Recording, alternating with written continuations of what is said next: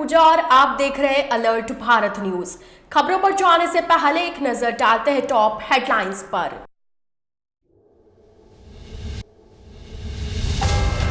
युवक को बाइक पर जोखिम भरे स्टंट करना पड़ा महंगा, पुलिस ने युवक को किया गिरफ्तार।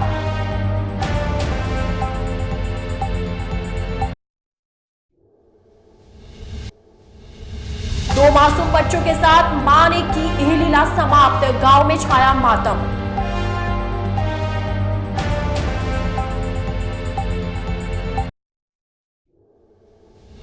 जीबीएच कैंसर हॉस्पिटल में लगी राजस्थान की पहली टोमोथेरेपी मशीन, अन्य कोशिकाओं को नुकसान पहुंचाए बिना होगा सटीक रेडिएशन।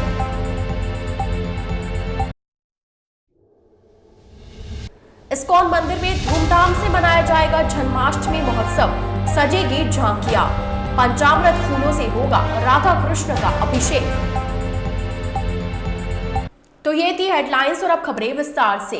मंगलवार को सवीना कच्ची बस्ती से बाइक पर जोखिम भरे स्टंट कर रहे युवक को सवीना पुलिस ने गिरफ्तार किया। दरअसल उदयपुर जिला पुलिस अधीक्षक भुवन भूषण यादव द्वारा पावर बाइकों से स्टंट करने वाले स्टंटबाजों के खिलाफ कार्रवाई के लिए धरपकड़ का विशेष अभियान चलाया जा रहा है। अभियान के तहत एएसपी सिटी अनंत कुमार के सुपरविजन में सवीना थाना अधिकारी फूलचंद टेलर के नेतृत्व में एक टीम गठित की गई। टीम को सूचना मिली कि सवीना कच्ची बस्ती से एक जवान लड़का जिसका नाम विजय सालवी है, वो बाइक पर जोखिम भरा स्टंट कर रहा है। जब राहगीरों ने स्टंट करने से रोकने की बात कही तो युवक ने किसी की बात नहीं मानी। इस पर राहगीरों ने पुलिस को सूचना दी, जिस पर पुलिस ने लड़के को गिरफ्तार किया। वहीं पावर बाइक केटीएम को भी जब्त किया। शिक्षक दिवस के मौके पर भोपालपुरा स्थित सरकारी स्कूल में हुआ जिला स्तरीय शिक्षक सम्मान समारोह का आयोजन। 3 शिक्षकों को किया सम्मानित। दरअसल मंगलवार को उदयपुर के भोपालपुरा स्थित स्कूल में जिला स्तरीय शिक्षक सम्मान समारोह का आयोजन किया गया, जिसमें जिले के उत्कृष्ट कार्य करने वाले एवं श्रेष्ठ परीक्षा परिणाम देने वाले शिक्षकों का सम्मान किया गया। जिले की मुख्य जिला शिक्षा अधिकारी आशा मांडावत ने बताया कि कक्षा 1 से 5 की श्रेणी में नरेश कुमार लोहार, कक्षा 6 से 8वीं तक में प्रतिभा महता, वहीं कक्षा 9 से 12वीं की श्रेणी में नर्मदा शंकर आमेटा को सम्मानित किया गया। सम्मानित होने वाले शिक्षकों को मोमेंटो, शॉल, प्रशस्ति पत्र और 11,000 रुपए नकद राशि दी गई। जिला स्तरीय शिक्षक सम्मान का आयोजन किया जा रहा है और इसके तहत 1 से 5 तक के लिए एक शिक्षक नरेश जी, 6 से 8 तक के लिए एक शिक्षिका मेहता मैडम और 9 से 12 तक के लिए एक शिक्षक नर्मदा शंकर जी। इन तीनों को ही राज्य सरकार के निर्देशानुसार शोल, प्रशस्ति पत्र एवं 11,000 की नकद राशि देकर के सम्मानित किया गया। निश्चित ही ये समाज में और भी अधिक उत्तरदायित्व के साथ में अपने कार्य का निर्वहन करेंगे। शिक्षक दिवस के उपलक्ष्य में मैं ये कहना चाहूँगी कि प्रत्येक वो व्यक्ति जो कि समाज में कोई ना कोई हमारे जीवन के जीने के लिए कोई सबक सिखा जाता है, वो हर व्यक्ति शिक्षक है। ये नहीं कि खाली जिसने हमारा पाठ्यक्रम पूर्ण कराया वही शिक्षक है। अतः बालकों को ये सोचना चाहिए कि जिस परिवेश में वह रह रहे हैं और वहाँ पर वो किसी से जो कुछ भी सीखते हैं, अच्छे संस्कार सीखते हैं, उनको अपने जीवन में अपनाते हुए, और शिक्षण प्रक्रिया तो है ही है जिसको अधिक से अधिक अपने शिक्षकों से ग्रहण करते हुए निरंतर उन्नति के पथ पर आगे बढ़ते रहें। और जब उन्नति के पथ पर बढ़ते हुए विनम्रता और साथ में संस्कार को जरूर अपने साथ में रखें, जिससे कि उनका जीवन सफल हो सके। उदयपुर के जीबीएच कैंसर हॉस्पिटल में मंगलवार को दुनिया की सर्वोत्तम और राजस्थान की प्रथम टोमोथेरेपी मशीन लगी। जीबीएच ग्रुप ऑफ हॉस्पिटल्स के चेयरमैन एवं अंतर्राष्ट्रीय कैंसर रोग विशेषज्ञ डॉक्टर कीर्ति जैन ने बताया कि जीबीएच ग्रुप ऑफ हॉस्पिटल्स के बेडवास स्थित जीबीएच कैंसर हॉस्पिटल में राजस्थान और मध्य प्रदेश के बीच पहली टोमोथेरेपी मशीन स्थापित हुई है। यह कैंसर रोगियों के लिए दुनिया की सर्वोत्तम रेडिएशन मशीन है, जो करीब 30 करोड़ की लागत से स्थापित की गई है। इससे कम समय में सटीक रेडिएशन अन्य कोशिकाओं को नुकसान पहुंचाए बिना संभव होगा। डॉक्टर कीर्ति जैन ने बताया कि यह मशीन यूएस से इंपोर्ट की गई है, जिसे लोगों को इलाज के लिए समर्पित किया गया। कैंसर रोगियों के लिए बहुउपयोगी यह मशीन रेडिएशन के मरीजों को कम समय में बेहतर रेडिएशन प्रदान करेगी। मशीन का उद्घाटन चेयरमैन डॉक्टर कीर्ति जैन के नेतृत्व में WHO फ्रांस के कैंसर रिसर्च एजेंसी के प्रमुख डॉक्टर पार्थ बासु ने, इंग्लैंड के किंग्स कॉलेज से doctor Richard Sullivan, doctor Amy Purushottam Tamil Nadu के डॉक्टर स्वामीनाथन की मौजूदगी में किया। तो देखिए, कैंसर ट्रीटमेंट में रेडिएशन ट्रीटमेंट एक बहुत इम्पोर्टेंट मोडालिटी है, पर प्रॉब्लम उसमें ये है कि उसकी डोज जो चाहिए कई बार क्योर होने के लिए वो उतनी डोज नहीं दे सकते हैं, क्योंकि नॉर्मल स्ट्रक्चर जो हैं कई बार बीच में आते हैं, उसके आसपास होते हैं। तो अगर एक लाइन में आपको बताना चाहूँ तो टोमोथेरेपी एक ऐसी टेक्नोलॉजी है जिसकी सानी नहीं है, पर इसमें हम कैंसर को ज़्यादा से ज़्यादा डोज दे सकते हैं और नॉर्मल स्ट्रक्चर को ज़्यादा से ज़्यादा बचा सकते हैं। तो इस कॉम्बिनेशन के लिए बड़ी बड़ी टेक्नोलॉजी का इस्तेमाल हुआ, पर उसका जो एंड रिज़ल्ट है, उसका जो अंतिम रिज़ल्ट है वो ये है कि ज़्यादा से ज़्यादा डोज कैंसर को दे के कम से कम डोज नॉर्मल स्ट्रक्चर को दो, और अगर कैंसर को ज़्यादा दे सकते हो इस वजह से तो उसकी क्योरेबिलिटी भी इम्प्रूव हो जाती है। तो टोमोथेरेपी मशीन के बारे में जानना चाहिए तो इसको आप ऐसा समझिए कि सीटी स्कैन और रेडिएशन टेक्नोलॉजी को कंबाइन किया गया है। तो आप डेली ट्यूमर को देख सकते हैं। अगर आपने रेडिएशन चालू किया है और 1 सप्ताह बाद 2 सप्ताह बाद वो ट्यूमर श्रिंक हो गया है, तो आप उसको वापस से एडजस्ट कर सकते हैं और उस रेडिएशन डोज को और कम कर सकते हैं। तो डेली बेसिस पे उसको एडजस्ट किया जा सकता है, और उसको ट्यूमर कैंसर जो होता है वो बड़ा इरेगुलर होता है, अपन एक गेंद जैसा छोटा सा नहीं होता, तो उसके शेप के अकॉर्डिंगली भी एडजस्ट किया जा सकता है। तो ये इसकी खासियत है। और एक बात जो आपको कही जा सकती है कि राजस्थान में ये पहली बार आई है, तो हमने जो कहा है कि best in the world, first in the state, हमें बड़ा गर्व है इस बात का कि पहली बार पहली जगह राजस्थान और एमपी के बीच पहली मशीन है। उदयपुर के ऋषभदेव थाना क्षेत्र के भूदर गांव में मां ने अपने 2 बच्चों सहित फांसी लगाकर की आत्महत्या। फिलहाल आत्महत्या के कारणों का खुलासा नहीं हुआ। भूदर गांव में मां ने अपने 2 बच्चों सहित फांसी लगाकर की आत्महत्या के कारण का खुलासा नहीं। दरअसल मंगलवार को उदयपुर जिले के ऋषभदेव थाना क्षेत्र के भूदर गांव में एक मां अपने एक बेटे और बेटी सहित फांसी के फंदे पर झूल गई, जिससे तीनों की मौत हो गई। मृतका की पहचान 25 वर्षीय दीपिका, वहीं बच्चों की पहचान शंभू और गुड़िया के रूप में हुई। जानकारी के अनुसार मंगलवार सुबह दीपिका ने दरवाजा नहीं खोला, जिस पर उसके सास ससुर को कुछ संदेह हुआ और आसपास के लोगों के साथ दरवाजा तोड़ा। जैसे ही अंदर घुसे तो देखा कि मां अपने दोनों बच्चों के साथ फांसी के फंदे पर लटकी हुई है। तीनों के शव देखकर मानो सास ससुर के पैरों तले जमीन ही खिसक गई। मौके पर मौजूद ग्रामीणों ने ऋषभदेव थाना पुलिस को घटना की सूचना दी, जिस पर थाना पुलिस मौके पर पहुंची। पुलिस ने तीनों के शवों को फांसी के फंदे से नीचे उतरवाकर ऋषभदेव मोर्चरी में रखवाया। जानकारी के अनुसार मृतका का पति कैलाश अहमदाबाद में काम करता है। महिला और 2 मासूमों की मौत से पूरे गांव में मातम छा गया। जिसने भी तीनों के शवों को देखा उनके आंसू आने लगे। फिलहाल आत्महत्या के कारणों का खुलासा नहीं हुआ। पुलिस ने मामला दर्ज कर जांच शुरू कर दी है। गंगूकुंड स्थित इस्कॉन जगन्नाथ मंदिर में जन्माष्टमी का पर्व धूमधाम से मनाया जाएगा। मंदिर प्रबंधक ने मंगलवार को पूरे कार्यक्रम की जानकारी दी। दरअसल गुरुवार को गंगूकुंड स्थित इस्कॉन जगन्नाथ मंदिर में श्री कृष्ण जन्माष्टमी विशाल रूप से मनाई जाएगी। मंदिर प्रबंधक मायापुर वासी दास ने बताया कि इस बार मंदिर के बाहर के आसपास के प्रांगण को साफ सुथरा कर विशाल पंडाल बनाया गया।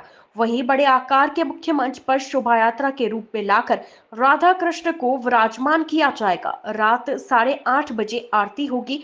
उसके बाद भगवान का गंगाजल, पंचामृत, सुगंधित फूलों आदि से वैष्णव जनों द्वारा और गणमान्य अतिथियों के हाथों से श्रृंगार किया जाएगा।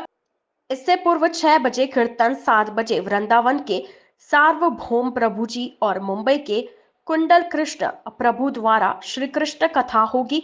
इसके बाद उड़ीसा से पधारी स्वाति पंडा राधा कृष्ण के नृत्य करेगी। साथ ही इस्कॉन से जुड़े बच्चों के विभिन्न नृत्य एवं नाटक होंगे। तो हम अंतर्राष्ट्रीय श्री कृष्ण भावनाथ संघ इस्कॉन के तरफ से, मैं श्री मायापुर वासी दास, इस्कॉन उदयपुर के टेम्पल प्रेसिडेंट हूँ। तो मैं सारे इस्कॉन उदयपुर के भक्तों की तरफ से सारे उदयपुर वासियों को मैं निवेदन करता हूँ कि 6, 7, 8 सितंबर को जो है जन्माष्टमी महोत्सव है, तो सभी भक्त पधार कर इस कार्यक्रम को पूरा लाभ उठाएं और सफल बनाएं। तो कार्यक्रम ऐसा है 6 तारीख को शाम को जो है कथा होगी और सबके लिए उसके बाद प्रसाद है, और 6 को दिन भर जो है दर्शन खुला रहेगी, आप आके दर्शन कर सकते हैं, प्रसाद पा सकते हैं। 7 तारीख को विशेष जन्माष्टमी उत्सव है, सुबह 4:30 बजे मंगल आरती से लेके दिन भर दर्शन चालू रहेगी, और दोपहर को भी भगवान को 56 भोग लगेगी 12:30 बजे, और शाम को कार्यक्रम जो है 6 बजे से रात को 12 बजे तक कार्यक्रम होगी।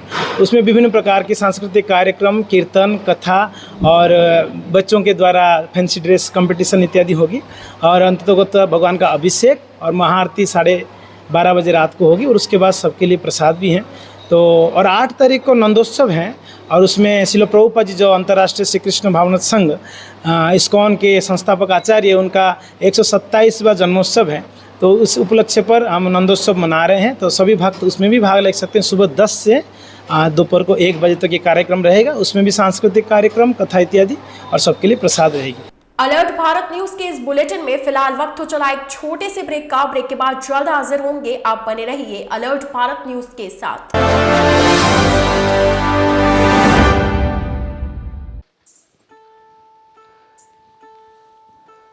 क्या बना रहे हो बेटा? मैं घर बना रही हूँ। घर बना रहे हो?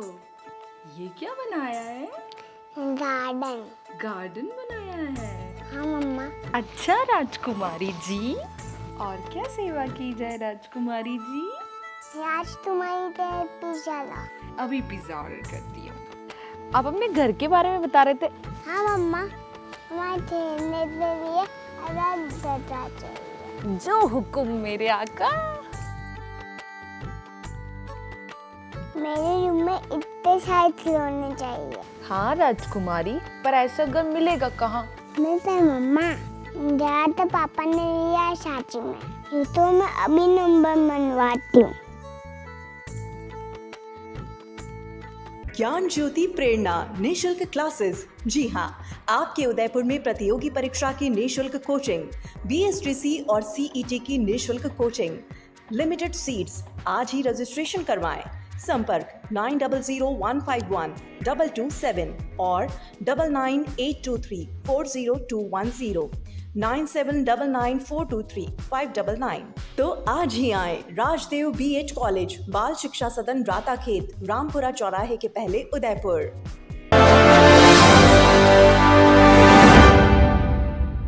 ब्रेक के बाद आपका स्वागत है। भारतीय जनता पार्टी SC मोर्चा ने दलितों पर हो रहे अत्याचारों के विरोध में मंगलवार को कलेक्टर को ज्ञापन सौंपा। भारतीय जनता पार्टी अनुसूचित जाति मोर्चा के प्रदेश मंत्री इंजीनियर शैलेंद्र चौहान ने बताया कि राजस्थान में दिन ब दिन दलितों पर अत्याचार और अपराध के मामले बढ़ते जा रहे हैं। हाल ही में दलित समुदाय के 2 निर्दोष लोगों को गाड़ी से कुचलकर जान से मारने, प्रतापगढ़ जिले में गर्भवती महिला को निर्वस्त्र कर घुमाने के मामले सामने आए हैं। इसके अलावा भी दलितों पर अत्याचार के प्रदेश में कई मामले सामने आते रहते हैं, जिस पर अंकुश लगाने में राज्य की कांग्रेस सरकार पूरी तरह से विफल रही है। ऐसे में आज SC मोर्चा ने कलेक्ट्रेट पर प्रदर्शन कर जिला कलेक्टर को ज्ञापन सौंपा। ज्ञापन के माध्यम से दलित समाज पर हो रहे अत्याचार को रोकने व कांग्रेस सरकार को तुरंत प्रभाव से बर्खास्त करने की मांग की है। SC मोर्चा के तत्वाधान में दलितों पर हो रहे अत्याचार के संबंध में, महिलाओं पर हो रहे अत्याचार के संबंध में ज्ञापन दे रहे हैं। प्रदेश में सभी जिलों में आज के दिन ज्ञापन हो रहा है। आज मैं बता दूं आपको कि राजस्थान में कांग्रेस सरकार है, और उस सरकार में न तो महिलाएं न दलित सुरक्षित है, और इस राजस्थान सरकार में जंगल राज चल रहा है, और जंगल राज के मुखिया है अशोक गहलोत। इस अशोक गहलोत ने जंगल राज में अपने गुंडों को, अपने मंत्रियों को, अपने विधायकों को, अपने भ्रष्टाचारियों को, सभी को खुली छूट दे रखी है कि आप जितना चाहे उतना लूटो, क्योंकि आगे चुनाव आ रहा है। उनको डर सता रहा है कि चुनाव में कांग्रेस सरकार जा रही है। आज मैं बता दूं, हम ज्ञापन देने के लिए इसलिए आए हैं कि दलितों पर बहुत सारे अत्याचार हो रहे हैं। आज आधी आबादी महिलाओं की है। अगर महिला अपनी इज्जत ही सर्वोपरि मानती है, परंतु गहलोत सरकार को इस लाल डायरी के काले कारनामों से फुर्सत मिले तो इसी तरफ ध्यान देना। भारतीय किसान संघ ने बड़गांव क्षेत्र की विभिन्न समस्याओं के समाधान को लेकर मंगलवार को कलेक्ट्रेट पर प्रदर्शन कर कलेक्टर को ज्ञापन सौंपा। भारतीय किसान संघ के भंवर प्रजापत ने बताया कि बड़गांव क्षेत्र में खड़ी फसल पकने को तैयार है। लेकिन क्षेत्र में जंगली सुअर द्वारा किसानों द्वारा बोई जाने वाली फसलें, मुख्य तौर पर मक्के की फसल को नष्ट किया जा रहा है। ऐसे में कलेक्टर को ज्ञापन सौंपकर वन विभाग से जंगली सुअरों को पकड़कर जंगलों में छोड़ने की मांग की, जिससे किसानों को राहत मिल सके। प्रजापति ने बताया कि मदार तालाब की पाल पर पेड़ उग गए हैं, जिनकी वजह से पाल में दरारें हो गई है, जिससे पाल क्षतिग्रस्त हो चुकी है। बारिश के समय एक बड़े नुकसान होने की आशंका जताई जा रही है। ऐसे में कलेक्टर से सिंचाई विभाग को बोलकर पाल की मरम्मत करवाने की मांग की, जिससे कि भविष्य में किसी भी प्रकार की जनहानि न हो। जो हमारे बड़गांव क्षेत्र के विभिन्न गांवों से काश्तकारों को इकट्ठा होकर के श्रीमान जिलाधीश महोदय के कार्यालय में उपस्थित हुए हैं। हमारी जो समस्या है वो समस्या ये है कि हमारे किसानों द्वारा बड़ी मुश्किल से मक्की की फसल पैदा की गई है। उस मक्की की फसल को जंगली सूअरों द्वारा इतनी बर्बाद कर दी गई है, किसानों का जीवन खत्म हो गया है।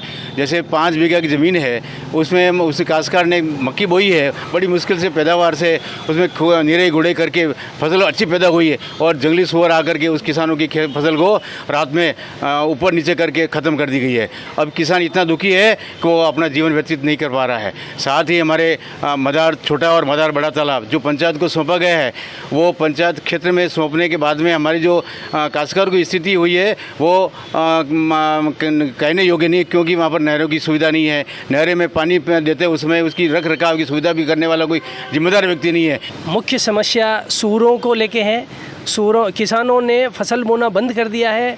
मक्का बोना चाहिए लेकिन किसान मक्का नहीं बोते हैं और जवार बोना शुरू कर दिया। जो मक्का बोता है उसके मक्का को सूअर बर्बाद कर देते हैं। दूसरी समस्या है कि अपनी सरकार जो है स्वच्छ भारत मिशन का अभियान लेके चल रही है, लेकिन किसानों के जो मृत पशु होते हैं उनके लिए सरकार ने कभी सोचा ही नहीं है। जबकि प्रत्येक गाँव के अंदर ज़मीन आरक्षित करके और मृत पशुओं के लिए एक जगह पर्टिकुलर होनी चाहिए। उससे क्या है कि स्वच्छ भारत मिशन इनका सफलतम होगा, अन्यथा सफल नहीं है। मृत पशु के लिए कभी सोचा भी नहीं है इन्होंने, इसलिए सोचा जाए वो जैविक खाद के अंदर भी काम आ सकती है। मृत जो पशु की जो शरीर होता है उसको दफनाने की व्यवस्था करके सरकारी स्तर पर होनी चाहिए। किसान क्या क्या करे। मंगलवार को लालघाट पर पानी में तैरने के इरादे से उतरे युवक की डूबने से हुई मौत। दरअसल उदयपुर के लालघाट पर पानी में तैरने के इरादे से उतरे युवक की डूबने से मौत हो गई। मौके पर मौजूद लोगों ने घटना की जानकारी घंटाघर थाना पुलिस को दी और शहर के गोताखोर छोटू भाई हेला को सूचना दी, जिस पर छोटू भाई और उनकी टीम मौके पर पहुंची और सर्च ऑपरेशन चलाया। टीम ने मृतक युवक के शव को पानी से बाहर निकाला और शव पुलिस के हवाले किया। वहीं शव को पोस्टमार्टम के लिए मुर्दाघर में रखवाया गया। जानकारी के अनुसार मृतक भिलवाड़ा का रहने वाला बताया जा रहा है और मानसिक स्थिति खराब होने के चलते एमबी हॉस्पिटल में उसका इलाज चल रहा था, जहां से वह 31 अगस्त को निकल गया। इसको लेकर घर वालों ने हाथीपोट थाने में गुमशुदगी की रिपोर्ट भी दर्ज करवाई थी। आमेर थाना क्षेत्र में बाइक सवार युवक को पीछे से आ रही बाइक ने टक्कर मारी। हादसे में गंभीर रूप से घायल युवक की एमपी हॉस्पिटल में हुई मौत। दरअसल आमेर थाना क्षेत्र के गोपालपुरा निवासी नारायण सिंह और उसका साथी बीती 31 अगस्त को मजदूरी कर अपने घर लौट रहा था। इस दौरान आमेर थाना क्षेत्र के गोपालपुरा से सरदारगढ़ के बीच पीछे से आ रही एक तेज रफ्तार बाइक ने आगे चल रही उसकी बाइक को टक्कर मार दी। हादसे में बाइक के पीछे बैठा नारायण सिंह गंभीर रूप से घायल हो गया। मौके पर मौजूद लोगों ने उसे पास ही एक निजी अस्पताल में भर्ती करवाया, जहां तबीयत ज्यादा बिगड़ने पर घायल को उदयपुर के महाराणा भोपाल चिकित्सालय में रेफर किया गया, जहां गंभीर घायल युवक ने बीती देर रात इलाज के दौरान दम तोड़ दिया। वहीं परिजनों की ओर से पुलिस को लिखित रिपोर्ट देने पर पुलिस ने शव का पोस्टमार्टम करवाकर परिजनों के सुपुर्द किया और मामले में अग्रिम अनुसंधान शुरू कर दिया। प्रबोधकों ने विभिन्न मांगों को लेकर मंगलवार को सीएम के नाम का ज्ञापन जिला कलेक्टर को सौंपा। अखिल राजस्थान प्रबोधक संघ के जिला अध्यक्ष सुखलाल डांगे ने बताया कि आज अखिल भारतीय प्रबोधक संघ ने सीएम के नाम ज्ञापन जिला कलेक्टर को देकर पंचायत राज प्रारंभिक शिक्षा विभाग में कार्यरत प्रबोधकों की विभिन्न मांगों के समाधान की मांग की। डांगे ने बताया कि प्रबोधकों द्वारा पूर्व में दी गई सेवा की गणना वर्तमान सेवा में करने, जिससे इस वर्ग को पुरानी पेंशन का लाभ मिल सके। प्रबोधक का पद नाम बदलकर अध्यापक एवं वरिष्ठ प्रबोधक का पद नाम वरिष्ठ अध्यापक करने, वरिष्ठ प्रबोधकों को उच्च प्राथमिक विद्यालय में संस्था प्रधान के पद पर पदस्थापन करने, पदोन्नति का तीसरा चरण शुरू करने, शारीरिक प्रबोधकों के पद सृजित कर पदोन्नति करने जैसी प्रमुख मांगे हैं। पूरे प्रदेश में हर जिला मुख्यालय पर आज हमारा हम काली पट्टी बांधकर धरना प्रदर्शन था और मुख्यमंत्री जी के नाम प्रबोधक का संदेश पत्र आज ज्ञापन दिया गया, जिसमें हमारे पुरानी पेंशन के साथ साथ पुरानी पेंशन को जोड़ने के साथ हमारी पुरानी सेवा नहीं जोड़ी गई। अगर पुरानी सेवा जोड़ी जाती है तो हमें उसमें पूर्ण लाभ, पेंशन का पूर्ण लाभ मिल पाएगा एवं वरिष्ठ प्रबोधक में कोई आंशिक जो विसंगति रह गई है उसको दूर करना आदि मांगों को लेकर आज हर जिला मुख्यालय पर आज द्वितीय चरण में ये कार्यक्रम हुआ। अगर इस कार्यक्रम के तहत भी अगर हमारी मांगों को नहीं माना जाता है तो तृतीय चरण में हम प्रदेश पे अपना प्रदर्शन करेंगे और हम हमारी मांगों को मनवाने की पूरी कोशिश करेंगे। हमारी जो प्रबोधक की जो मांगे हैं जो लंबित चल रही है, उनमें अभी जो हमारा प्रमोशन जो हुआ है वो नाम मात्र का किया गया, लेवल 2 बना करके लेवल 3 पे ही रखा है, कोई प्रमोशन का कोई बेनिफिट नहीं है हमें। तो हमारे जो मांग है प्रमोशन है, जो हमें सेकंड ग्रेड किया जाए और सीनियर सेकेंडरी स्कूल में हमें लिया जाए। अध्यापक के समक्ष जो हमारी जो मांगे हैं वो पूर्ण की जाए।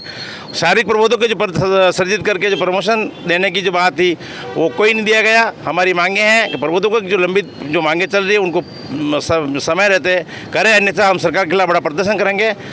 भील प्रदेश विद्यार्थी मोर्चा ने टीएसपी क्षेत्र की विभिन्न समस्याओं के समाधान को लेकर कलेक्ट्रेट पर प्रदर्शन किया, कलेक्टर को ज्ञापन सौंपा।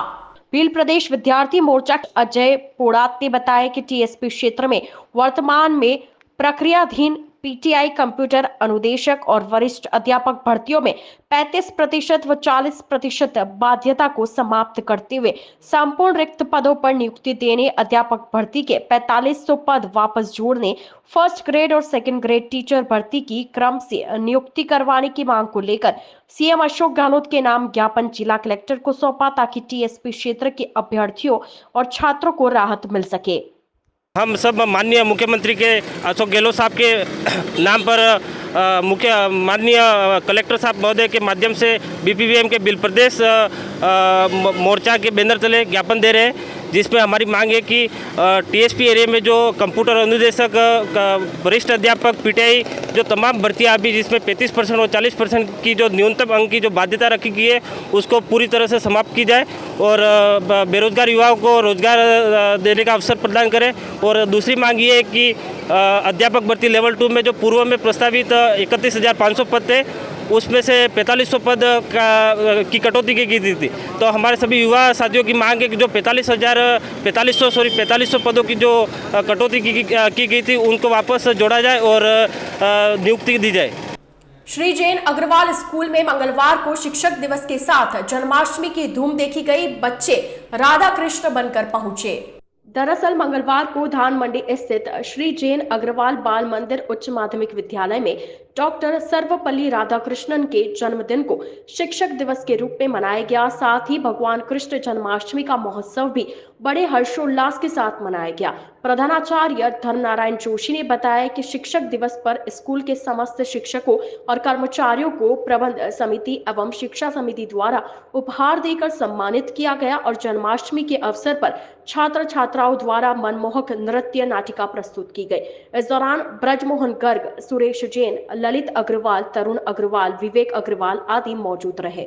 अलर्ट भारत का इस विद्यालय परिवार की ओर से हार्दिक स्वागत, अभिनंदन करते हुए मैं जन्माष्टमी और शिक्षक दिवस कार्यक्रम में आपकी टीम का हार्दिक स्वागत, अभिनंदन करता हूं। साथ ही जानकारी देना चाहता हूं कि पिछले कई वर्षों से बच्चों के उत्साह को बढ़ाने के लिए बच्चों में ऐसे महापुरुषों के जानकारी को ज़्यादा से ज़्यादा किसी न किसी नृत्य नाटिका के रूप में इन तक पहुंचाने के लिए, पेरेंट्स में बच्चों के प्रति रुचि जागृत करने के लिए पिछले लंबे समय से ये विद्यालय प्रयास करता रहा है। आज सर्वपल्ली राधाकृष्णन के जन्मदिवस के रूप में शिक्षक दिवस और भगवान श्री कृष्ण के जन्मोत्सव को जन्माष्टमी के रूप में विद्यालय परिवार बड़े हर्षोल्लास के साथ मना रहा है। बड़ियार गांव में जमीन पर कब्जा करने वाले के खिलाफ कार्रवाई की मांग को लेकर ग्रामीणों ने मंगलवार को कलेक्टर को ज्ञापन सौंपा।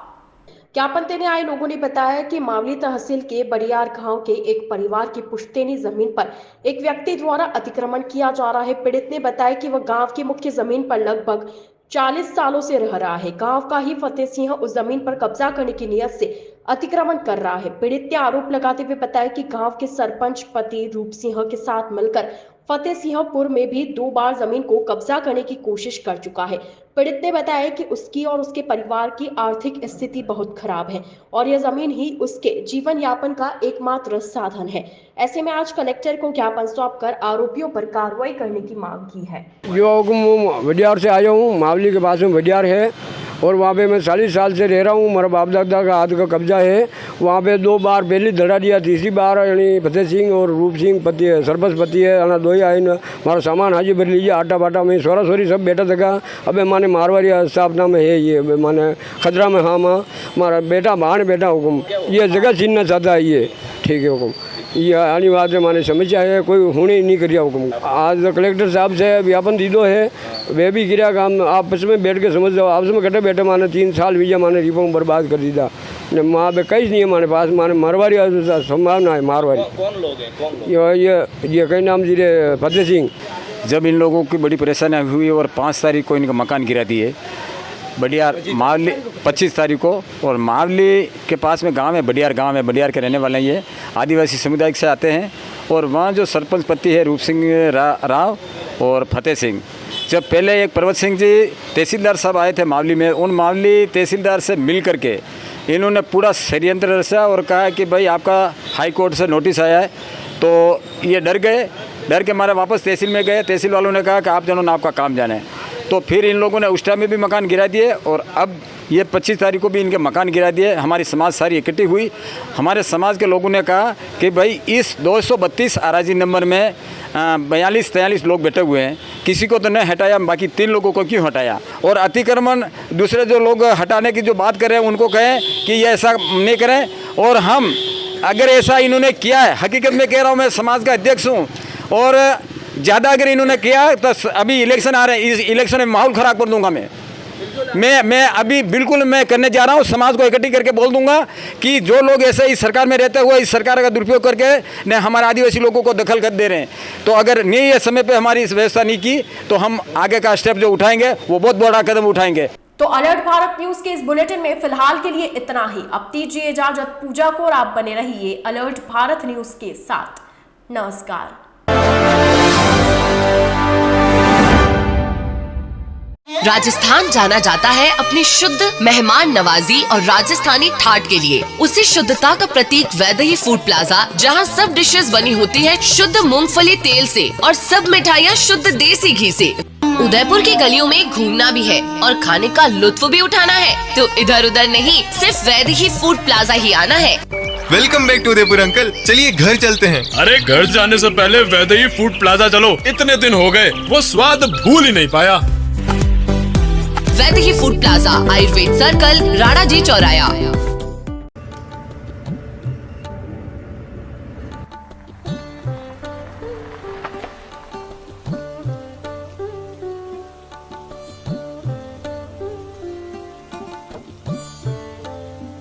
सांची ग्रुप समझता है आपके सर पर छत की अहमियत।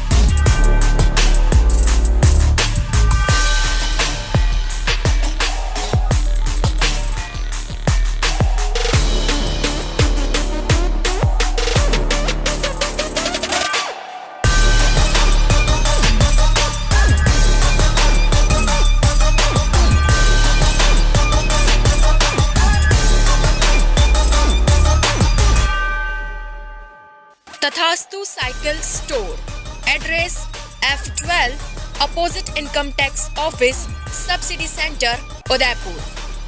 Phone number 9414263435। GITS, your pathway to bright future. Experience a new era in technical education. Building excellence for building a future in GITS, Geetanjali Institute of Technical Studies. Affiliated to RTU, Kota and approved by AICTE. We offer BTech in ECE, CSE, Civil, Electrical and Mechanical Engineering. MTech in CSE, Power System, Industrial Management and Engineering and Digital Communication.